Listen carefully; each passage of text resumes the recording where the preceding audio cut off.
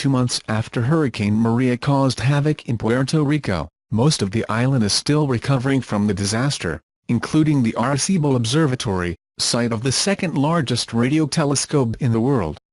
This week, the dozens of astronomers and other staff at the facility have some good news to celebrate. The Arecibo Observatory will remain open after years of being on the block. The NSF National Science Foundation, which funds approximately two-thirds of the observatory's annual budget of $12 million, announced on Thursday, November 16, that it will not close the Arecibo Observatory. This decision comes after more than a decade of discussions about the future of the 54-year-old observatory. However, this good news has one drawback. NSF still plans to withdraw much of the funds it grants to the observatory, reducing its annual contribution from $8.2 million to $2 million over the next 5 years.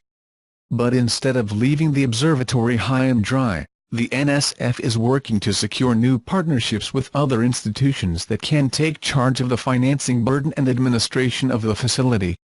This is very good news for the Arecibo Observatory and a great victory for the scientific community in general.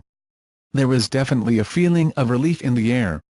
The announcement brought a much-needed sigh of relief to the people who operate the observatory, as well as to many other members of the local community who found refuge and comfort in the facility after losing their homes in Hurricane Maria. While the Arecibo Observatory performed quite well during a hurricane compared to much of the rest of the island, it did suffer some minor damage. With the NSF working on plans to reduce funds and potentially close the observatory. However, the damage turned out to be minimal. The NSF estimates that repairs should cost between $4 million and $8 million.